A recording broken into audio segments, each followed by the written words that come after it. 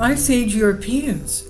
Climate change caused a drastic decline in hunter-gatherers, fossil study shows by the University of Tübingen in Germany. A large-scale study of fossil human teeth from Ice-age Europe shows that climate change significantly influenced the demographic of prehistoric humans. Well, I just think so. It was so drastic that they had a problem finding nutrition. Now, using the largest data set of human fossils from Ice Age Europe to date, an international research team shows how prehistoric hunter-gatherers coped with climate change in the period between 47,000 and 7,000 years ago. Population sizes declined sharply during the coldest period, and in the West, Ice Age Europeans even faced extinction, according to the study published August 16 in the journal Science Advances. Leading investigator Dr. Hans Rathmann from Schackenberg Center for Human Evolution and Paleoenvironment at the University of Tübingen in Germany developed a new method for analyzing the fossils based on a machine learning algorithm in collaboration with colleagues from University of Tübingen, University of Ferrara, Italy, and New York University. About 45,000 years ago, the first modern humans migrated to Europe during the last ice age, marking the beginning of the so-called Upper Paleolithic, and these early groups continuously populated the European continent, even during the so-called last glacial maximum, about 25,000 years ago, when glaciers covered large parts of northern and central Asia. Archaeologists have long debated the influence of climatic changes and the associated new environmental conditions on the demography of hunter-gatherers at the time. Due to the limited number of fossils available, that's because we know that bones deteriorate as well, so there's nothing left. What about all these millions and millions of people that lived before us? Where are they all? Disintegrated.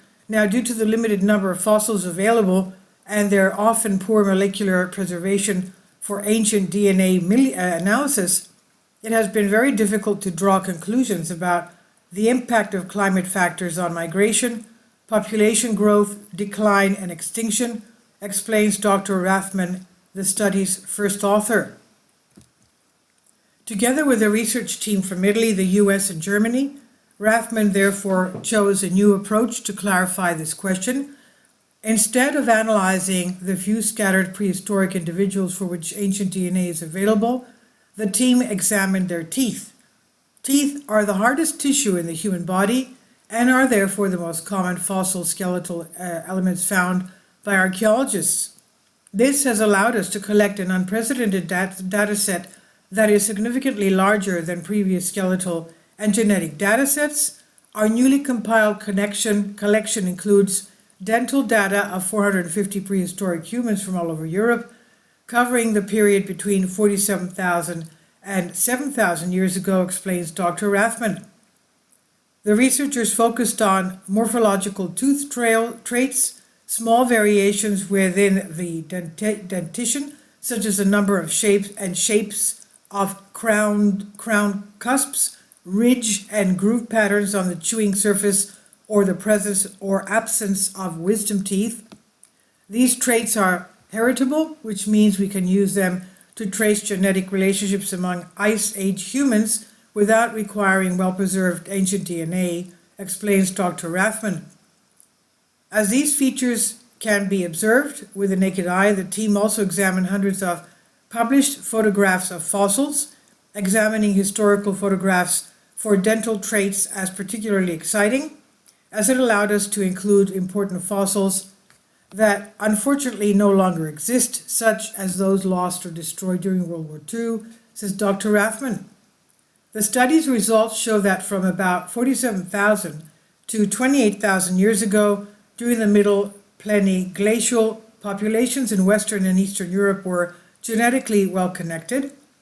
This finding is consistent with our previous knowledge from archaeological studies, which identified widespread similarities in stone tools, hunting weapons, and portable art from the different regions, explains co-author Dr. Judith Bayer from the DFPG Center for Advanced Study Words, Bones, Genes, Tools at the University of Tübingen.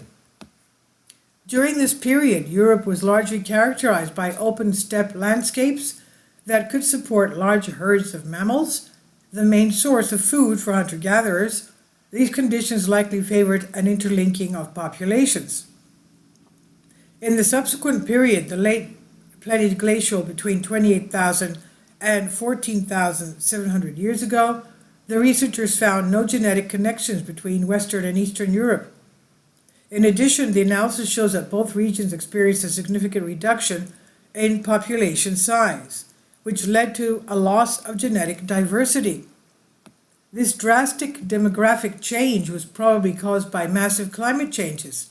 Temperatures during this period dropped to the lowest value of the entire Upper Paleolithic and culminated in the last glacial maximum, a time when ice sheets reached their greatest extent and covered most of the North and Central Europe, explains Dr. Rathman.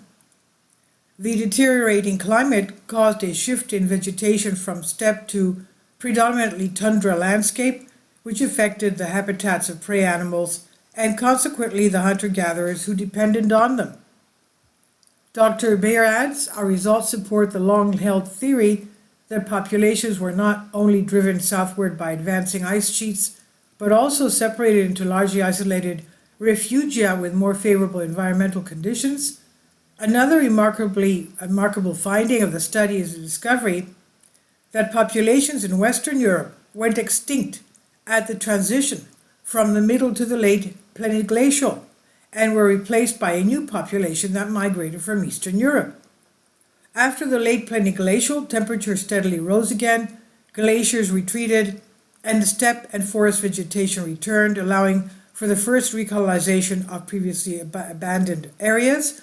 The research team observed that during this period, the previously isolated and greatly reduced populations in Western and Eastern Europe began to grow again in numbers, and migration between the regions resumed.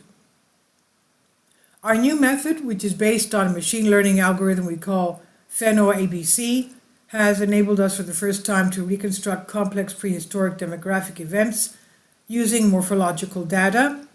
As far as we know, this has never been achieved before, says the co-first author, Dr. Maria Teresa Vizzari from the University of Ferrara in Italy, who played a key role in developing the algorithm. The new analytical tool makes it possible to identify the most likely demographic scenario among many that were tested. According to the researchers in PhenoABC, method could revolutionize the analysis of fossil skeletal morphology in the future. Our study provides important insights into the demographic history of Ice-Age Europeans and highlights the profound impact of climate and environmental changes on the lives of prehistoric humans. We should urgently learn from our past if we want to address the complex environmental problems of the future, states Dr. Rathman.